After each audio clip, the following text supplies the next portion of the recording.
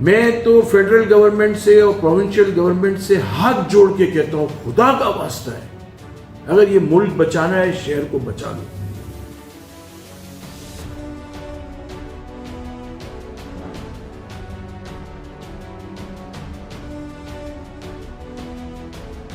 ٹھیک ہے، ہم نے تو سندھ حکومت کو 21 اپریل کو لیٹر لکھا تھا، جو کہ chief secretary, chief minister, mayor Karachi اور کمشنر کراچی کو۔ اس وقت ہم نے سب چیز لکھی تھی کہ صاحب یہ نالے سب ان کا برا حال ہے، آپ ان کو صاف کریں، آج سے 4 مہینے پہلے۔ اور اس میں نالوں کے نام لکھے تھے، نالوں کی سب سچویشن بتائی تھی، اور یہ بتایا تھا کہ پہلے بھی کراچی کے اندر بارش کے اندر اتنا بڑا نقصان ہوا ہے، ایسا نہیں دوبارہ نقصان۔ اور موسم محکمہ موسمیات کی خبریں جو آ رہی تھی کہ اس بار بارش جو ہے بہت تیز بارش ہوگی اور بہت زیادہ بارش ہوگی، اسی لیے ہم نے یہ لیٹر لیا۔ مگر افسوس کے ساتھ کہنا پڑتا ہے، نہ سی ایم ہاؤس سے کوئی جواب آیا، نہ میئر کراچی کا کوئی جواب آیا، نہ کمشنر کراچی کا کوئی جواب آیا، نہ چیف سیکرٹری کا کوئی جواب آیا۔ اب ان کے علاوہ ہم کس کو لکھیں؟ چاروں جو اس شہر کو دیکھنے والے، صوبے کو دیکھنے والے چیف منسٹر اور چیف سیکرٹری کو بھی لیٹر دے، مگر افسوس کے ساتھ کچھ بھی کام نہیں ہوا۔ اور اس کا کتنا بڑا نقصان ہوا، چند کروڑوں کے اندر جو نالے صاف ہو جانے تھے، آج اربوں روپے کا نقصان ہوا اس شہر میں، اس ملک کا، اس صوبے کا۔ اس کا ذمہ دار کون ہے؟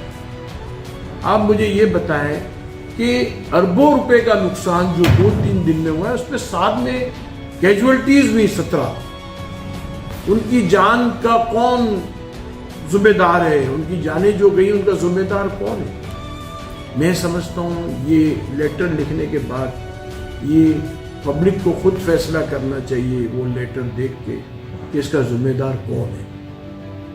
اور کروڑ روپے کے خرچ میں اگر یہ نالے صاف ہو جاتے تو نہ یہ ملک کا نقصان ہوتا، نہ یہ کوئی تکلیفیں ہوتی لوگوں کو۔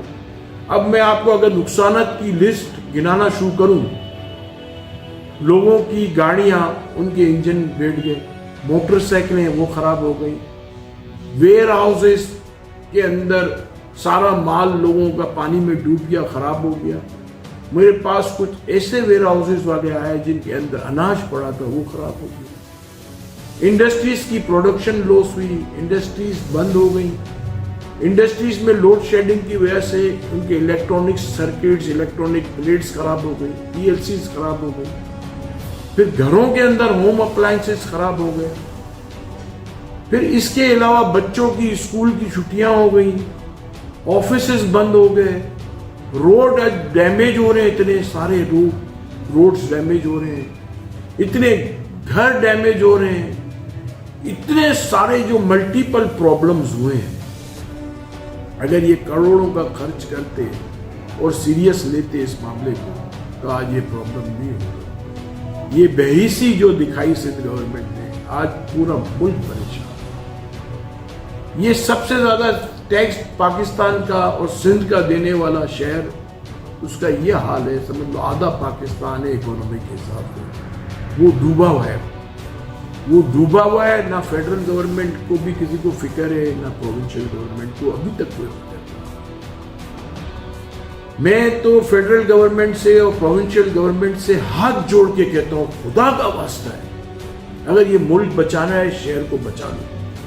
اور خدا کا واسطہ ہے، یہ پورا سال نالے کا کلیننگ کا کام ہونا چاہیے۔ دنیا میں ایسے ملک ہیں جس میں سارا سال بارش ہوتی ہے اور وہاں کوئی تکلیف نہیں ہوتی، سارے کام ہوتے ہیں، سکولز بھی جاتے ہیں، انڈسٹری بھی چلتی ہیں، پروڈکشن بھی ہوتی ہے، کوئی ایمرجنسی نہیں آتی۔ اگر یہ سارا سال نالے صاف کرتے رہیں اور پورا ایک سسٹم بنا ہوا ہو تو میں تو نہیں سمجھتا کہ آج جو بارش ہوئی ہے اس سے ڈبل ہی بارش ہو تو پانی نہیں رکے۔ یہ تو ان کو کام چوری اور اس کے علاوہ کوئی کام ہی نہیں ہے کوئی۔ میں نے تو اس میں تو یہ بھی لکھا تھا کہ آپ جو ہے ان لوگوں کی بھی تیاریاں کر لو ایمرجنسی کی، نہ ایمرجنسی کی تیاری نظر آئی۔ اب میں سندھ گورنمنٹ سے اور فیڈرل گورنمنٹ سے ریکویسٹ کرتا ہوں کہ خدا را یہ جو گیس کے بل، بجلی کے بل पानी के बिल और दूसरे जो बिल्स हैं वो सब की जो है अभी फौरन उसको सस्पेंड किया जाए। लोग बहुत परेशान हैं, लोग बहुत मुश्किल में आए हुए हैं। अगर ये नहीं करेंगे तो इसका और बहुत बड़ा नुकसान इस मुल्क को हो सकता है। इनको खुदा का वास्ता है, प्राइम मिनिस्टर से भी मैं कहता हूँ, चीफ ऑफ आर्मी स्टाफ से भी कहता हूँ, कोर कमांडर से भी कहता हूँ कि ये जाएं लोगों के पास। लोग बेचारे रो रहे हैं, हम थक गए फोन उठा के। चैम्बर में लोग आ रहे हैं, फोन कर रहे हैं, हम थक गए जवाब दे देंगे, मगर किसी को परवाह नहीं है कि जो कराची शहर का जो हाल है, कराची शहर में जो तबाही हो रही है, किसी को एहसास नहीं है। तो मैं एक बार फिर रिक्वेस्ट करता हूँ फेडरल और प्रोविंशियल गवर्नमेंट को कि आप इस मामले को सीरियसली देखें और इसका हल करें।